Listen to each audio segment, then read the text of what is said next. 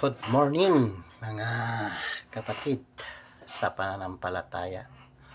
Meron lang po akong babasahing verse dito na kasi po marami po sa atin na na-impluwensyahan na sa tradisyonal nating mga aral mula pa sa ating mga kaninuan.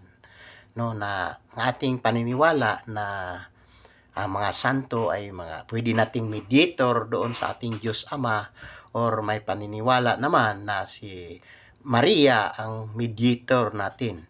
Ngunit maliwanag po sa Bible, wala po tayong makikita po na ibang mediator na nakalagay po sa Bible kundi ang ating Panginoong Hesukristo lang po, no? Makikita natin sa unang Timoteo 2:5, sinasabi rito, ito po'y maliwanag na sinasabi na sapagkat iisa ang Diyos at tanging si Hesukristo lamang ang taong tagapagpamagitan sa atin at sa Diyos. So wala pong ibang mediator kundi si Jesus Christ lang po. Wala na pong iba, hindi po yung naniwala tayo doon sa mga santo, kay Maria, wala po, no?